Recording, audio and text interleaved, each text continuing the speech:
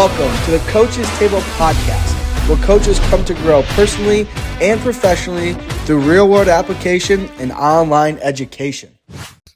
What is going on, everybody? Happy Monday, beautiful Monday, closing in on the last week or so of Feb. Super excited for that because that means March Madness is just right around the corner, and it's going to be an interesting month of March for men's basketball, for college basketball as a whole. So super excited for that. For today's guest, super excited for him and what he has to offer. If you're watching on YouTube, he does have a black eye currently, but we'll get into that here in just a little bit. But before we get started, guys, if you get entertained, educated, or encouraged throughout this episode, do us a huge favor. Give us a like, give us a subscribe, and do me a huge favor if you're watching on YouTube, go over to the comment section and drop us a comment below. That helps us. That helps us grow the show. We don't do any ads or anything of that nature. So if you guys would do that, I would much, much, much appreciate that.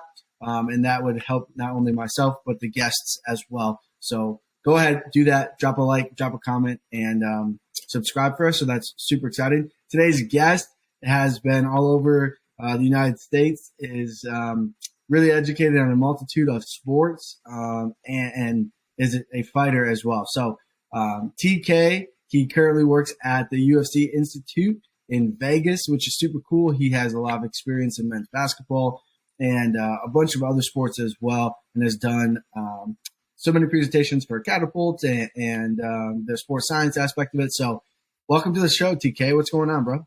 Oh, thanks, Kate. Thanks for having me, brother.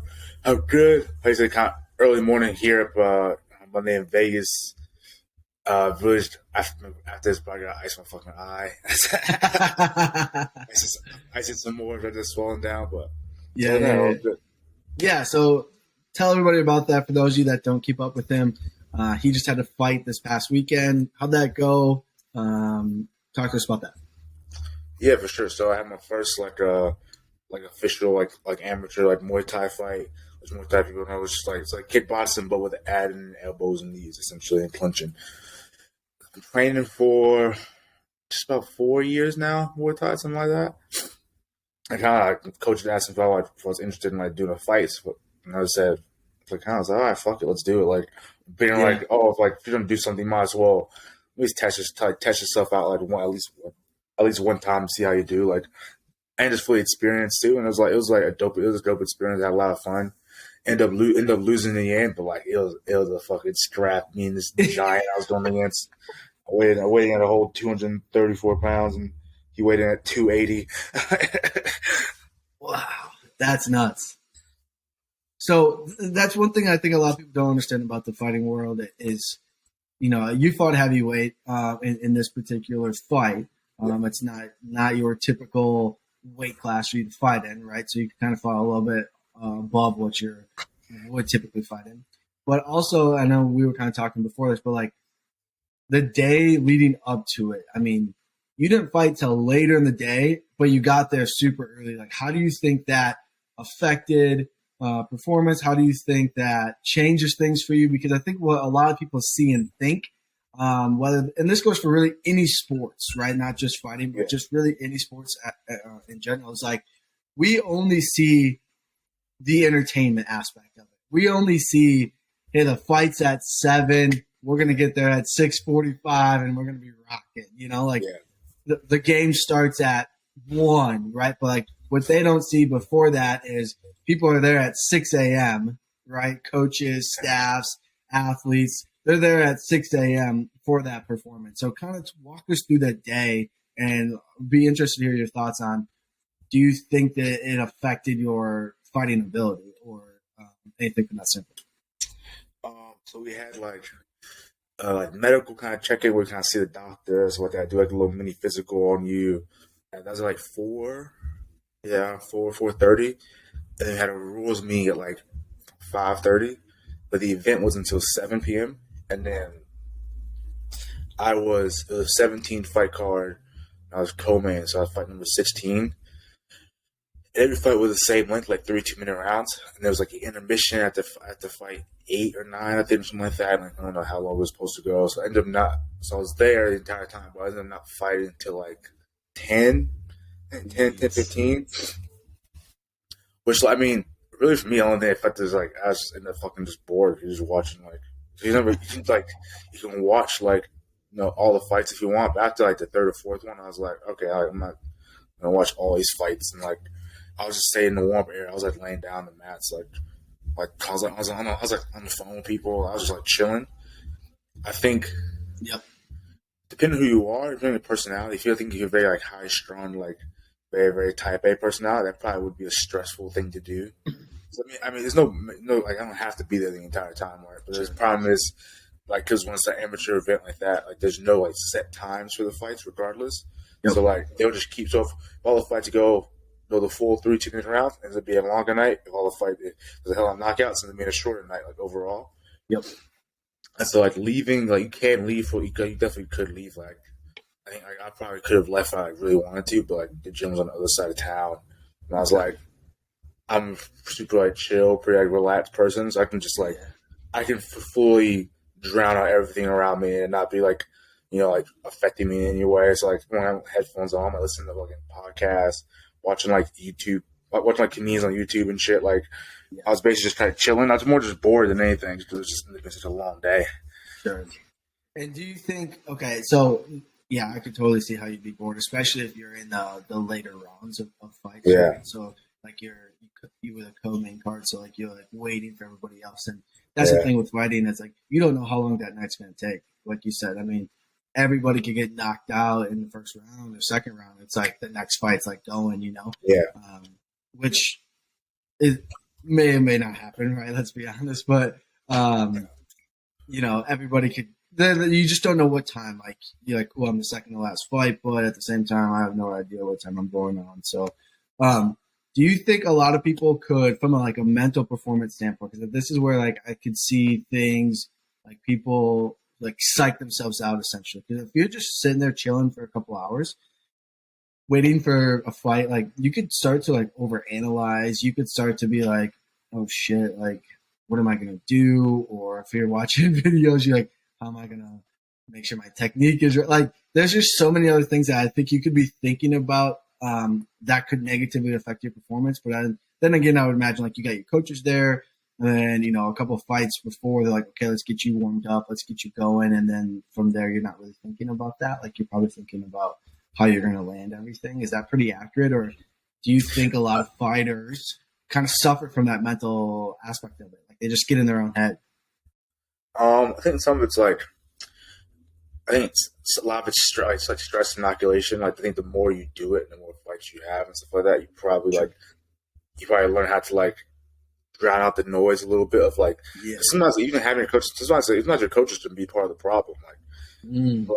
I'll straight up say my coach for sure. Like she we're different. We're opposite personalities in that sense. Like her and Bosco, they're more like a bit more just like wiry and like I'm not like a hype up person. Like I don't need to be hyped up. I'm a fucking adult. Like I can just do it. Like I don't need like the hype. I don't need the pep talk. Like that shit. Like personally, and then I don't like the whole build up. Like I don't need it's not my style. It's never been even like when I was in college. Like fucking when I was playing with college like basketball and playing rugby. Like I was not that person. Like I don't need the pep talk, bro. Like this is and so I think knowing how to like either push people away who are opposite of you in that sense, who can fucking add more stress on you. I think it's probably like a good skill to have, and I think also like I said, stress inoculation. Just the more you do it, the more like it becomes normal and like routine. Yeah, I can see that. That makes a lot of sense, and I think what you said there, it's like identifying those people that are the opposite of you, right? Because I am the opposite of you. I love the hype. I love the not that I love the speeches or anything like that, but like I love getting hyped up for that. Not that I need to but it just like gets me going, if that makes sense, I'm like, cool, like I'm about to go and do this. Like controlled chaos more than anything. Than, for me, I would only at the point even there's certain like songs and shit I really like get me pretty amped up. But I feel like I'm not listening to that song 2-3 hours before the fight. I'm listening to it right before I warm up to go out. Like, Yeah. it's like otherwise I'm just like chilling. Like, I mean, even like the week of, some of my teammates were in the gym like, oh, you like it'd be like a Tuesday at the gym. Sure. Like, you ready for your fight? And I'd be like, no, it's Tuesday. Yeah. And they're like, what do you mean? I was like, I'm ready on Tuesday. It means I'm not gonna be ready on Saturday. Like, I just gotta be ready Saturday. I don't need to be ready all week. I can see that. I can see a lot of people like we put so much emphasis on it. So we're like, it's fight week. You know what I'm saying? Like, you're like, practice has got to be perfect all week. And then what happens a lot of times is like maybe one of those practices or training sessions like aren't very good. And then we're like, oh, fuck, like, am I going to lose now? Because you know what I'm saying? Like, we just kind of start to get in our own head a little bit. And you're just like, nah, man, I'll be ready on Saturday. Let's say in college, you ready for the game? Ready for the game tonight? And I'll be like, I'll be ready at the game's at 1 o'clock, tip on 1. I'll be ready at 1. Like, yeah. Like, I'm not ready at 9 a.m. Like, I'm about to play right now. Like, I'm eating breakfast. So, man, yeah, I guess I'll be ready then. But like, I have till 1, so we're good. I think a lot of people, a lot of coaches, a lot of athletes like struggle with that. And like, it's just such a long awaited anticipation for the game, for a fight, for the event, whatever it may be. And we just freaking sit there and we're just like, it's Wednesday and the game's on Saturday or the fight's on Saturday. And we're just like hyper analyzing everything. Like, you know what I'm saying? I mean, and we're just like, today's practice wasn't as good of energy today. So like, we got to get them energized and excited for Saturday. It's like they're going to be excited for Saturday. It's like why they came here. You know what I'm saying? You're just like, that's why they came here. I mean, and if they're not excited, then what's up? It's literally the only thing they want to do. Yeah, like that's when they feel free and like they don't have to think about anything else. So like, I hope they're excited. I don't know, but I don't know. I'm the other way. I'm like, for me, I'm just like, yo, games on Saturday. Like, let me get excited on Monday and Tuesday and Wednesday, and then like start to like really be like, okay, like games on Saturday, like we got to be stars. We got to be perfect on Wednesday. We got to be perfect. Like, it just is like, I think maybe that's the way that I was like raised in the football culture, if you will. And it was just like, if we have one bad practice the week of the game, it's like, you better come back tomorrow and be freaking perfect on everything, and you're just like, yeah. Practice, perfect drills. Yeah. So I don't know. It's really interesting. But okay, so for you, what I'm would love for you to expand on is like your thoughts. Here's a concept that I'm struggling with, and more so. So we're basketball guys, or at least we both trained basketball athletes. I would say that we like the basketball space, but I'm a huge advocate of max velocity for basketball athletes. Now, a lot of people will say, well, we probably shouldn't train it because they don't ever reach max velocity in their sport because they're constrained by the distance of the court, which I would agree with. And then I would also say, well, max velocity is the ship that rises all tides. So like if I can increase max velocity, then I should be able to increase the acceleration portion of it, which then that would get them to go faster, right? Like they could play faster at a raise their speed reserve, if you will. Very interested in your thoughts on that with somebody that's, worked with basketball for several years now too. There's differences of opinion, and curious to hear yours. Yeah, for sure. Let's see, doing that. I mean, I kind of go back and forth with it. Like, I think some of it depends on like the makeup of your team and kind of how much time you have, like, to dedicate to it. So I'll use like example of when I was at UMass. Like, I knew going in, like, hey, like we're on a fucking tightrope here, we're on a short window.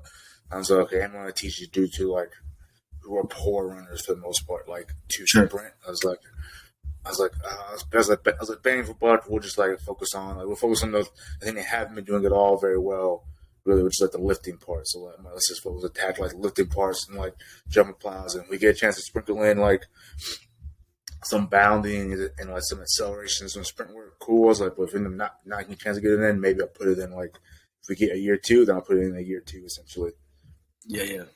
I definitely agree in the fact that like definitely the tire raises all ships. I just think it's one of those things that because in basketball, we get so strapped for time of like physical training because like nature of like like the summer hours, and because depending on how your staff looks like, sometimes there's summer workouts and just the summer on court stuff just like practice. Literally just practice. Yeah. Or like God forbid you have like an international trip. So then you're like, okay, we're not even really having an off season. We're just playing games. Yeah. Not even really practicing. We're just playing games in another country. So you can lose that time for like development as well. So that's always the hard part. I think I think the cool part is when you have like non-playing guys, like low-minute guys, and you can do that stuff like in season and kind of see the effects of it like long-term because I think the season starts season like 6-7 months. Yeah. So you get a chance to see like, okay, some consistent lifting 3-4 times a week, along with the additional being adding sprint work and individual skill work. I think that's just like pretty cool to see with basketball because you have this like non-playing like low-minute guys. Yeah.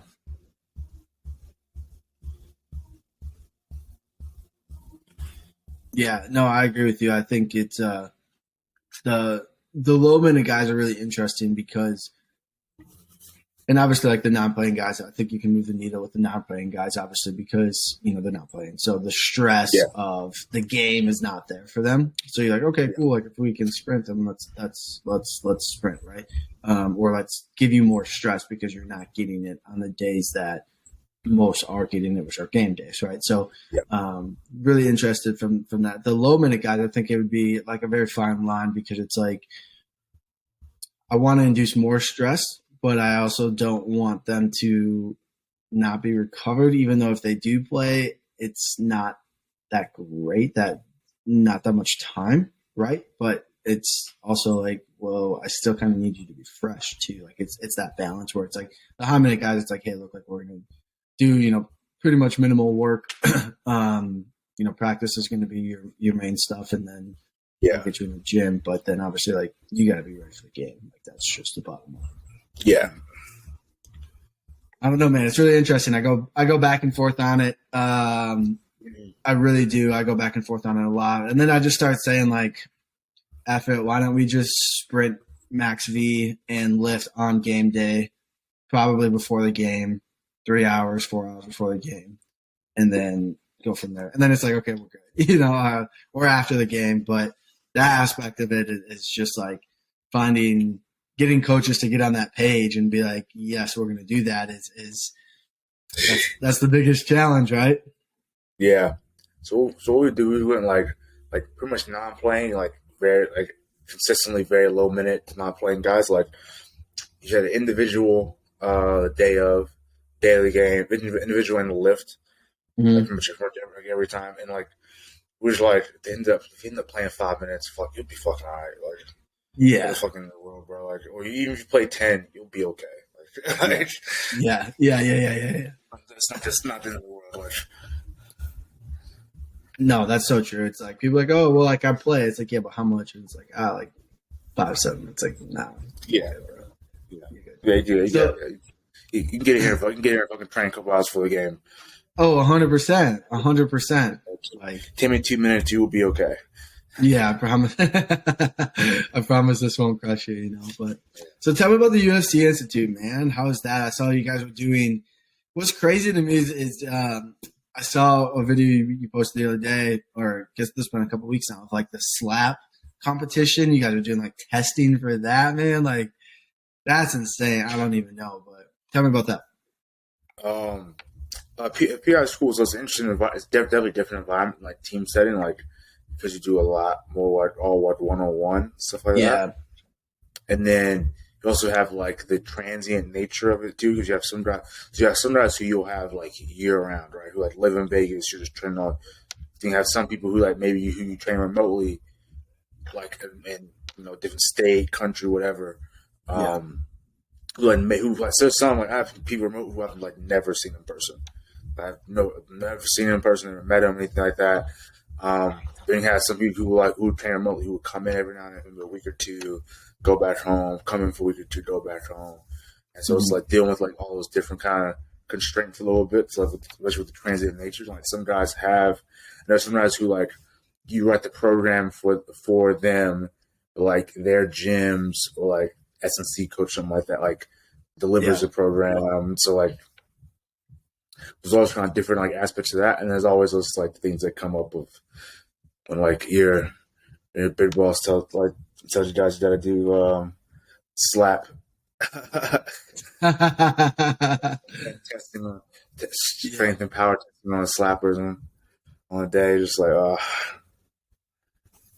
crazy. And how did that even come about, right? Because so like everybody knows fighting, everybody knows UFC, MMA. Like we can see like, hey, we're gonna do testing on these guys, right? Like MMA guys, we're gonna do testing on them. Obviously, like the neck is a huge deal because you get punched in the face so many times, kicked in the face, all that stuff, right? And then literally out of nowhere is like this slap competition, like just has gained so much traction. And now it's like a really big.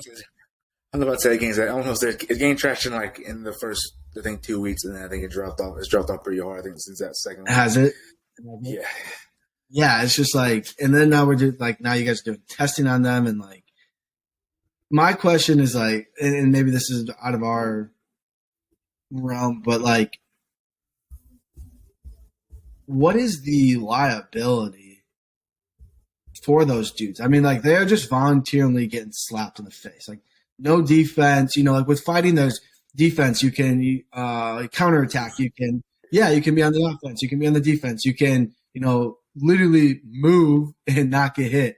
Whereas like this competition is like, no, you are going to get decked in the face intentionally, and you're volunteering to do that. Like, what? Yeah, it's insane. I don't know why anybody would ever agree to sign up to do this, like to do that. Like, I'm like, why do that to yourself? What did they say? Because you probably talked to them, obviously, right? Because you were there helping them. Like, did you ask them? I mean, to be fair, like that day we did all our testing just in one day. Yeah. And like I wasn't really having much conversation. Like we're just trying to roll through. And they had, there's a whole production crew there. Oh my gosh. I think it took us about 3 hours or so to test everybody. Yeah. I think like bench, like hand grip, pull up, and trap bar deadlift, and then neck. Neck, obviously. Yeah. And you guys like tested like their 1 rep maxes on that stuff, or like? Yeah, pretty much. Just to see like general strength on them, essentially. I mean, really, we just had to, just because we fucking had to. It was like we had to do it like 2 days before, so it was just like, okay, what test can we do? Then also like, okay, what's the easiest thing to do? Because none of us want to come in. None of us want to do this on a Sunday. It's not how we want to spend that Sunday morning. Like, so we kind of basically just came up with it like on the fly, like 2 or 3 days before. Like, okay, cool, we'll do this. I got you. Damn, they even had you guys coming on a Sunday to do that, huh? Damn, that's wild. They're like, nah, fam, you don't get weekends. Come test these slap folks. It's brutal. I was like, we were all like, "Are you serious right now?" Come on. I think it was because like the production crew had to set all up, and like one of the things that definitely I realized here, like I don't really ever thought about how much it takes to like put on a production of stuff and like mics, multiple cameras, all the camera angles, like that for lights. Yeah. It's a lot, isn't it? Yeah. And it's like you're gonna try and turn a profit on that. yeah, exactly. It's like because all that money is set up, and it's like, all right, now it just needs to make more money than it costs us to do this. Yeah, right. It's pretty crazy to me. So one thing I'm interested in is you gave a, what do you even want to call it? A presentation is the best way to say it. With Catapult about a year ago now, roughly, right? Yeah. And they had a big conference like at University of Louisville. Yeah. Tell me about that. How was that? I watched your video. I thought it was great, but for the people that haven't, like, what was it on? And then, what was that experience like? So I did that over pretty much tactical periodization in college basketball. So we kind of went through like how we kind of structured our practices, individual work from like off season all the way into the season, and then and along with like kind of base a lot of it off like peak game data and like game densities and things like that. So getting an idea of like what actual college basketball game looks like, and like you using Catapult, like, and my guys were pretty good, and we were pretty good about winning it pretty much every practice, every game, stuff like that, which was nice. It was a healthy data set too, like be able to like monitor on, and like we used to adjust practice, and we didn't just practice by like taking guys out of drills. We actually would adjust like the practice rosters and like move people around. Like, oh, okay, like it's high minute guys. Okay, let's put like a couple, three other subs like on their teams, how they can be a rotation. So our guys who play 35 plus minutes a night aren't also getting every rep in practice. Sure. It's like you're playing basketball. We need you to win the game. Like, yeah. you don't gotta do every rep. Like, you get it. I think you get it. So how did that start? Like, I think for a lot of people that, and this isn't just for basketball, but this is for any sport, but how did that start for you to like kind of start to build the trust with the coach to where you're not only just collecting the data, because I think that's what a lot of people do is they collect the data and then we keep it as strength and conditioning coaches, and we just keep it and we don't ever really do much or anything with it. And then we try to show it to a coach and they don't necessarily particularly care.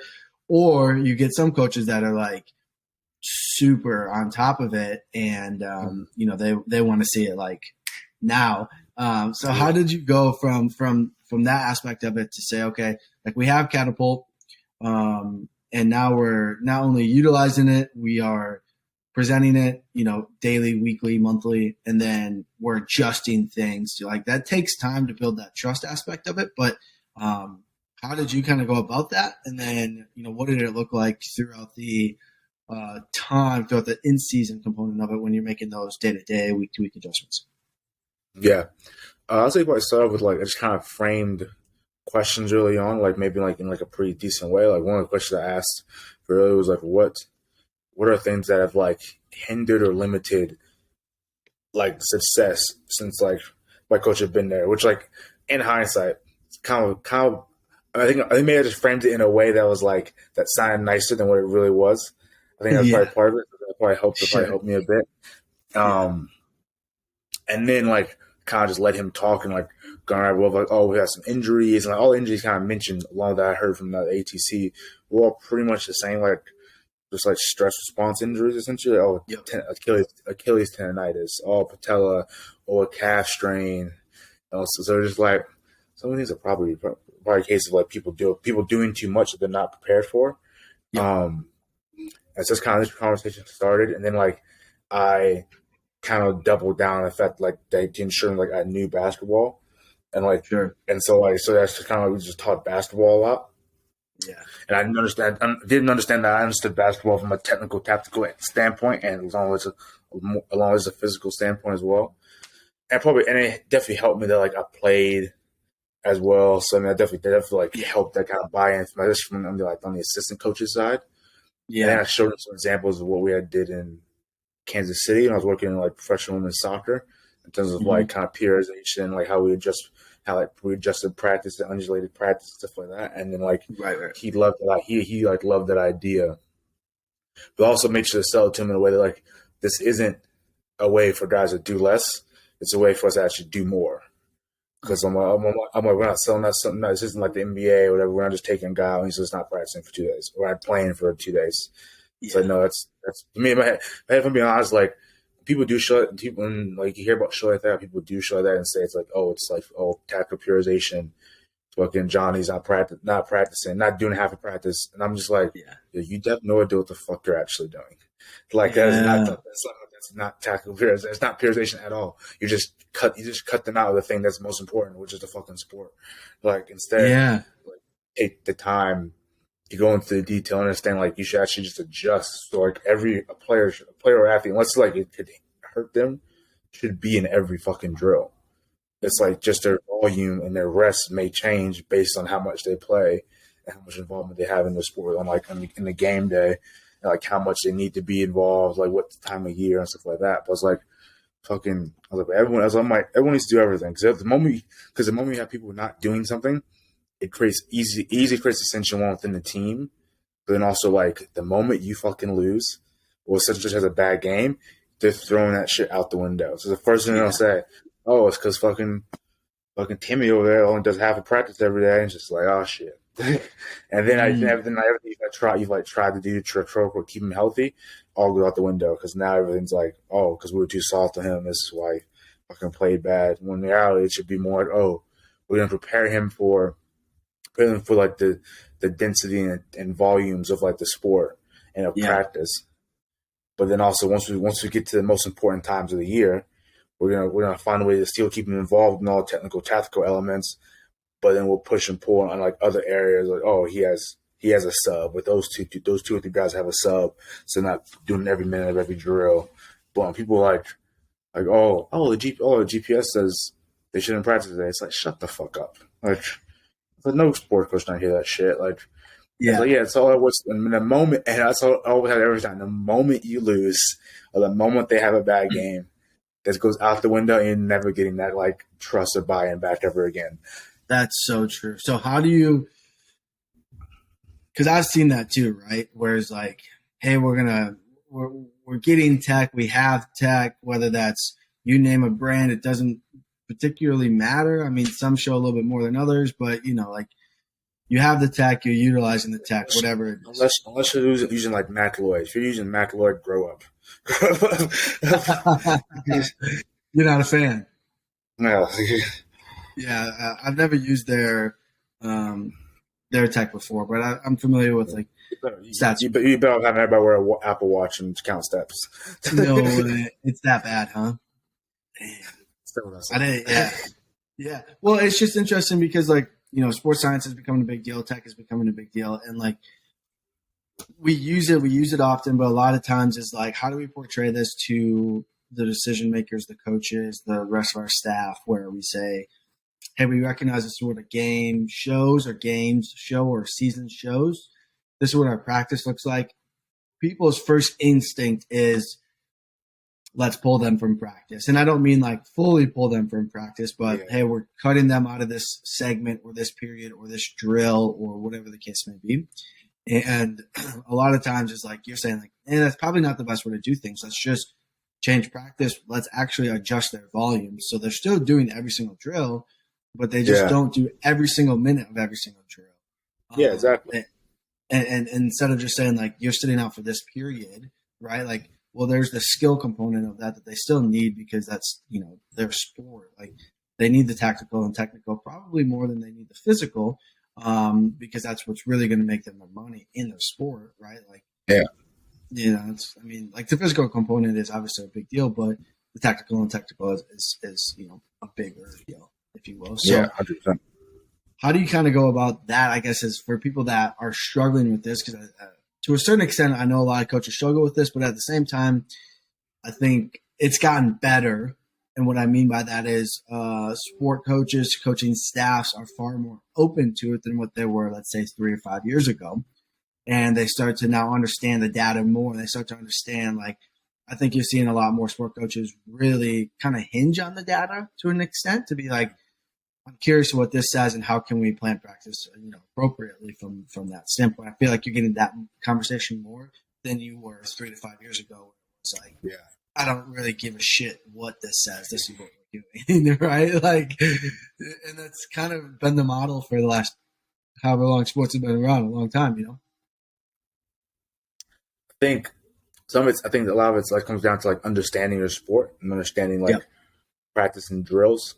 Or just think you can learn if like if it's a sport you're not like used to, but say like you never played like lacrosse, something like that. And then I think it comes out of speaking to like the coaches and the assistants and getting an understanding of what makes a sport hard. I think like Andy Ryland always says is like what makes it hard on game day. Like so, get an understanding of that, and then I'll talk to coaches about the details of the drill, like things they're trying to look for. And like understanding spacing and space manipulation as well, and like how that affects it, and I think that helps like kind of guide.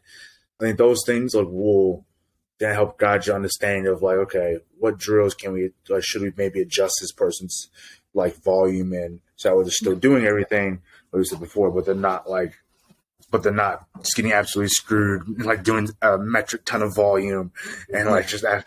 And I was like, oh yeah, all right, you also got to be fresh tomorrow for the game or two over the game 2 days later. And it's like, it's not gonna happen.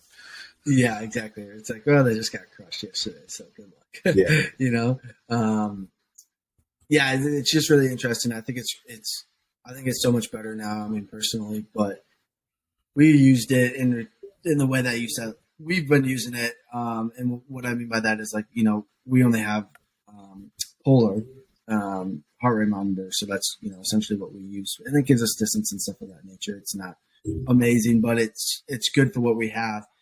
And it's been really good. It's been easy to see the data, read the data, adjust the data. And what's really interesting to me is how much like the guys buy into it. And what I mean by that is how much they're like, how far did I go? How many calories did I burn?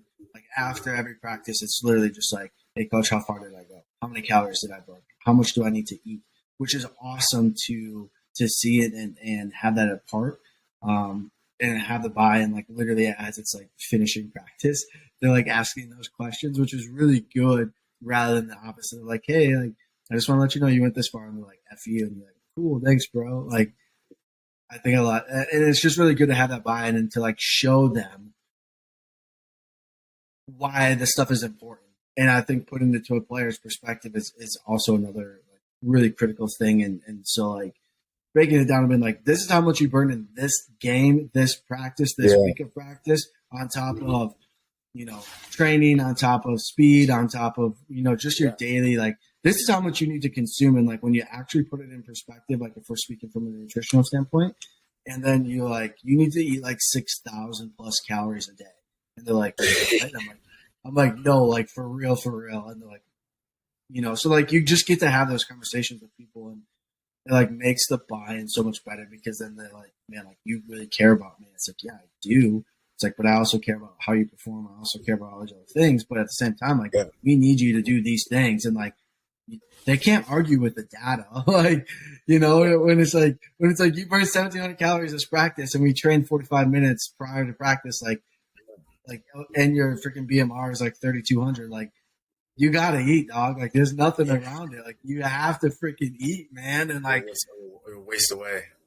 Yeah, for real. And it's like, oh, like, yeah, that's why your weight's dropping, because you're not eating. And like, they can start to see it, and they're just like, yeah, like, you know, it's just like good constant reminders, right, for them. And it's also great for the coaches, because then you can like just show it to the coaches, and you can be like, hey, so and so's not eating, and here's why. Like, weight is trending down. And, you know, like you can just talk to them about that. And it's just so easy to see. It's so easy to like see all that stuff. Was that similar to like your experience with whether that's calories, whether that's distances, whether that's density, whether that's like all that aspect of it, or like what was yours like with that? Was it as open to people like, heck yeah, this is awesome? Or was it kind of like still a battleground a little bit? It wasn't too bad. It was pretty easy. It was pretty easy to players and like getting to buy into it. Once I like they get to understand what it meant and get to understand, play load is this, play load per minute is this. This is why we look at it, and this is how this is what it means to you as a player. I said, there are days you may actually do more volume of work, but it may actually not feel as hard because it's not as dense. It's not as much work for a short amount of time. They're like, oh, okay, that's what makes it. I was like, versus so when you go full court. I was like, on days you do full court, that feels easier than days where you like half court live. So they're like, oh yeah, I'm because half court is smaller space, change directions a lot more. It's hard. I'm like harder to get open. Like there's more bodies, more contact. And they're like, oh, okay, it makes sense. I'm like, yeah, because like, and it's less, and we give less rest in those days because it's meant to be like harder days. Yep. And that kind of got them to understanding on that aspect for sure. Yeah.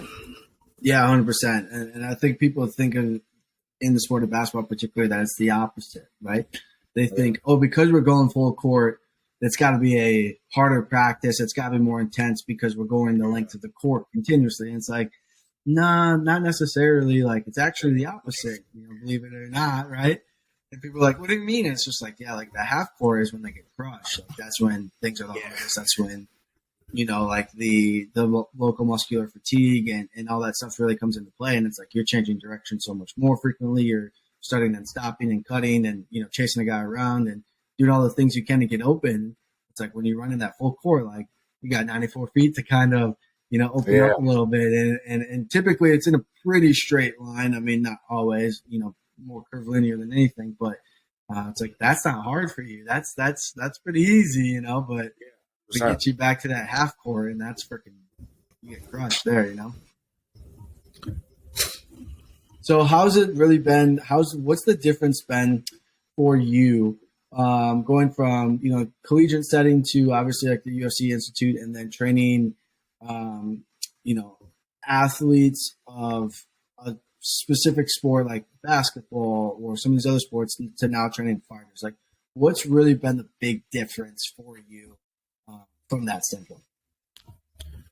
Ooh, I would say probably the biggest difference, or the biggest thing I understand, because it's such a skill-based sport and there's so many different components of it, is being cautious of like your volume and how much volume your program is in the gym. Because in reality, it's like from an S&C perspective, like you're like very much, it's very more like the Aladdin, like trying to do less harm, like trying to mitigate issues. Like, yeah, so yeah, you are trying to raise to some extent, depending on who the guy is, like depending on who the fighter is, and whether in their career you're trying to raise the ceiling of performance, things like that. But also there's a level of like resiliency and robustness you're trying to create too, and that's in some ways more important in such a skill-based sport, because it's not necessarily a sport that like people regularly win because like there's a physical dominance, like a pure physical attribute, because it's so skill dominant. Sure. And so I think you definitely have to be more cautious of volume, because you have guys like the fighter I have. He has, including strength conditioning sessions with me 3 times a week. He has about 21 practices a week of like wrestling, kickboxing, jiu-jitsu, sparring, pad work, stuff like that. So it's like, yeah, I'm not gonna have him do that, and then I'm gonna have him do fucking 40 sets of work in an S&C session. It's like, no, that's ridiculous. Yes. And then he has 21 practice sessions a week, huh? Yeah, 20, 21. Is that typical for fighters? No, he's like, I would say he's probably more an outlier. I think most people are on like anywhere from like the 13 to like 16, 17 a week. Wow, that's still a lot though. Like, it's crazy because we think like, and let's be honest, their training sessions, their practices are not 20 minutes, right? Like they're an hour and a half. Yeah.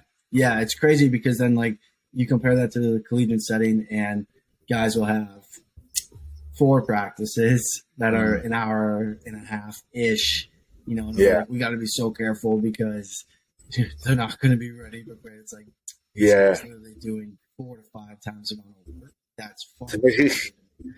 And like maybe some of those skill sessions are not super like go all out, right? But then at a certain point, like once you become proficient, like, yeah, we gotta go, right? Like we can't just like, yes, we're gonna work on some technique stuff and like we have to know like what we're doing, but at a certain point, like we gotta go too, like, and that's what it's like for probably a lot of those sessions, I would imagine. Yeah, and also there's like the level of like, there's cases where guys have multiple coaches too. So then like every coach wants their slice of the pie. They sometimes wants their 100%. If they don't communicate, then like the athlete just getting crushed sometimes. Like, dude, I can see that. How has that been? That would be the biggest struggle, I think. I mean, heck, we struggle with some of our guys going to one of their coaches from their hometown for 2 weeks or summer, right? Yeah. But when this dude's got multiple coaches that want multiple things that have different expectations, like getting them all on the same page has got to be the hardest thing. Yeah, it's like, that's interesting about UFC. Like it's really weird. Like I personally, like, I try to like reach out to like guys, or try to get guys, develop relationship enough with guys where trust me, want to speak to their coaches, and then I try to reach out and like kind of build a little rapport with them. But then there are some who who just aren't interested. So just all right. So then you just on the spectrum of like, okay, how can I help make you as resilient and robust as possible, and train and maintain some physical quality that's like in camp or out of camp, whatever. Yep. but like do as little harm in the process. Yeah, I think it's that's a huge thing. Is like doing as little harm because those guys' bodies are just absolutely beat up continuously, right?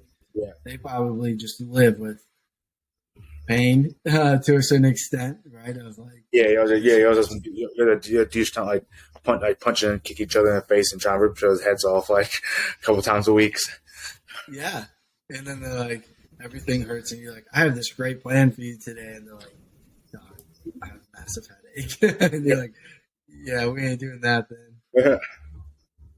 Yeah, that's nuts. That's crazy. What's been like the biggest struggle though with those athletes? Is it a lot more like you have to pull them back because they just are so wired and they're just like trying to go, or is it a lot of like you're trying to push them a little bit, but you know maybe not because they've got 16 other training sessions? I'll say it varies a lot. Like completely varies like person to person. Like there are some guys who so there's some guys who like have to like pushing a bit more. Oh, we're gonna do this today. This is why. Or we're gonna add. Well, we won't put this much weight on the ball, whatever. Then there are other guys who will just like gun ho run through a brick walls, and then there are some guys who kind of fall in between. Like sometimes there's this like idea that like combat athletes like just like type A, like high strong. And people say that, I'm just like no. I'm like most time people say that I'm like, have you ever actually like trained consistently in like any kind of martial art gym? Like most like jiu-jitsu gyms, MMA, like striking gyms, like everyone's pretty chill. And I was like, they regularly start late because everyone's fucking like super chill, whatever. Like no, I'm like, because I did that a bunch of my type A. I'm like, it's just so fucking dumb. I'm like, no, they're not. I'm like, yeah, some are type A, some are super like can be like oh straight to it, like straight to business, like. And I'm like, and there are plenty, and I argue the majority like are not that way. Yeah, I was like, because you're getting when you decide to take a career of like someone trying to knock you out, like you tend to have a perspective, so you tend to be sometimes more relaxed about some stuff, especially when it comes to like SNC. You're like, at the end of the day, like this ain't going to be a fight. Like, yeah. Do you have you noticed that? Like, is that a common thing, or is that a hurdle that you've had to like overcome with those athletes? Because you know a lot of them recognize that, like, yeah, it's probably important, but at the same time, they're like, look, I roll, I box, I kickbox, I have sparring sessions, I like, you know, from like the attributes of them being like physically dominant or more dominant than their opponent, they're like, yeah, like to a certain extent, sure, but to a certain extent, like if I can strike better than the guy, if I can, you know, have better defense, like. So like that's when you meet the game. Like, has that been something that you've had to like overcome? Has guys been like, yeah, this just ain't really the game? For me, no, but maybe that's also because like I will say that to guys in my head, like I'm gonna help you like make you most robust and resilient to training. I was like, and like we can raise the ceiling a little bit, from, like a physical attribute standpoint, based on what the attributes like you need. That's what we're trying to do. So I tell you, at the end of the day, like if there's a session you need to cancel in a week, like this needs to be the one for sure. Sure. Oh, I was like because you know like this like you already on 140 kilos ain't fucking not ain't doesn't make you not gonna fucking do that. Like that's just what it is. and maybe like for me it's probably easier for me to take that approach because I train so much. Sports like so I think that's probably something so like I have a small bit of understanding a little bit because of that, like because of my own training. Yeah, like I know how I feel after like I just do Muay Thai like 12 hours in a week. I do 12 hours of Muay Thai a week. Like I'm like I'm like if I get 2 lifts in that week, I'm happy about it. Like yeah, you're crushed after 12 hours of Muay Thai. Yeah, so like I can't imagine what like I do feel if you had like an hour and a half of wrestling in the morning. Oh, then we did bad work in the afternoon. Oh, and then they had a run in the evening. And it's like, oh, you got SSC the next day. It's like, I get it if you don't want to. I get it if you don't want to come. That makes sense. yeah, I think you're pretty physically exhausted, so let's not. I think as well as the aspect of like, and a guy I've spoken to about this, Chris Mia, over in England, who's like former professional MMA fighter, for a long time, and now he's like a master of strength and conditioning. And like he kind of said this as well of like he's like it's so task specific that even from like conditioning aspect, like you shouldn't really be doing that much general conditioning within the sport of MMA. He's like because like you spend so much time on the mat and in the cage doing other shit. He's like, and it's so like you can be great on like an air bike, a watt bike, a run, but like in the day that's not grappling. Like grappling, the TT is very very different. That's not striking. That's not sparring. That's not wrestling. It's not jiu-jitsu. Like that's just so task specific qualities because there's so much like peripheral fatigue that occurs along with central. Gosh, yes. Yeah. So being like aware of that, that's the difference. That's what like and do when we see like when boxers come to, we have a decent amount of boxers who will come and train to PI as well, and like and they pay and stuff like that. And like when they do something like the air bite test we do, like they tend to fucking crush them because like in boxing. Sure. And our boy, like Chris, like he kind of opened my eyes. Says he's like in boxing, it's like you have to do more general conditioning, like He's like because you can only box so much because it's just he's like because your hand, wrist, shoulder, elbow take a beating. Like so you're probably not doing 20 boxing sessions in a week. Like your body can't handle it. Right? Like eventually those joint structures start to break down. Like so to add on top of what you can't do from a boxing. Like a pure boxing, he's like you have to like do the road work, do work on a bike and stuff like that because you still need that volume of like conditioning, of, like how you go about it because nature of the sport of boxing has to be different than the sport like MMA. Yeah, I can totally see that, and that makes a lot of sense. And for those of you that have never grappled or wrestled before, I highly challenge you to do 3 minutes of grappling or 3 minutes of wrestling. And that doesn't sound like a lot, but it will absolutely freaking toast you. If you've ever grappled, what's up? Yeah, it's so exhausting. So exhausting. If you've ever just grappled or just wrestled, whether that's freestyle, whether that's actually on a mat, whether that's just messing around with your buddies, like it will absolutely crush you in ways that you've never been crushed before. And just something as like 3 minutes, right? Like 2 minutes, 3 minutes. It's like you're freaking exhausted, just because it's that much. It's that physically demanding and that physically challenging, both from a peripheral standpoint and from a central nervous system standpoint. So then take that 3 minutes, now magnify that by an hour and a half is what a lot of fighters do, and then multiply that by 12 to 16 times a week, right? Yeah. Like, that's how physically crushed you are, and then pack S&C on top of that. You're crushed. If you're not eating, if you're not sleeping, if you're not drinking your water, there's no chance of you doing 2 or 3 sessions a day continuously with high outputs, Just be straight survival mode.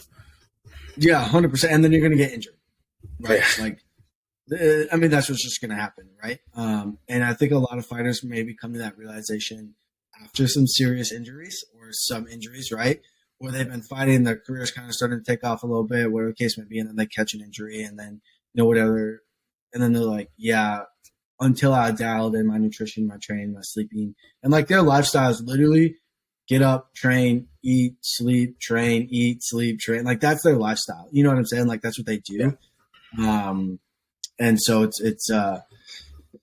it opens your eyes compared to the college athletics world or just, other athletes in general where it's like, oh, I practiced today for an hour and I shot free throws for 40 minutes of that. It's like, yeah, great, but wasn't that challenging, was it? You know what I'm saying? It's so different, right? Like you see how like soft some athletes are. But it's also like the sport requires different things too. But so wrapping this up, my man, I mean, I appreciate you. I appreciate your time. TK, where can they find you at? How can they work with you online? So I'm using Instagram, TK on Fitz Prep is probably the place best there. And then my Twitter is TK Fitz Prep. And then I have like a little link tree that would be like train heroic, do some custom coaching along with like some subscription based coaching as well with that. So yeah. Do you like doing the train heroic online? Yeah. I've used Train Heroic. I've used True Coach. I think I probably Yeah. Train Heroic the most in terms of like usability. Just for like it's pretty easy. They have a lot of their own videos, but it's also easy to find videos too, and like instant hyperlink them in for exercises. Put in some details of like sessions and notes and stuff like that. Along with it has the ability to do a questionnaire and track all metrics and stuff too, which is cool. That's awesome. Yeah, that's awesome. So, guys, if you're looking to work with him online, go to his link tree in his Instagram profile. If you're not following him, give him a follow. TK puts out really good stuff, especially in the fighting world, but also just in general. Really intelligent guy. If you have any questions, reach out to him, shoot him a DM. Appreciate you today, my man. Thanks for your time. I appreciate the conversation with you and getting to finally link up and have a good conversation. So, guys, if you got – yeah, man, appreciate that. If you guys got encouraged, entertained throughout this aspect, throughout this podcast episode, do us a favor, like we said, give us a like, give us a subscribe. If you're watching on YouTube, drop a comment below. Would really appreciate that. TK would really appreciate that as well. But other than that, man, I don't have anything else for you guys. We'll catch you guys on the next episode. Look forward to it then. Thanks, man. All right, appreciate it. Thank you for having me on. Yes, sir.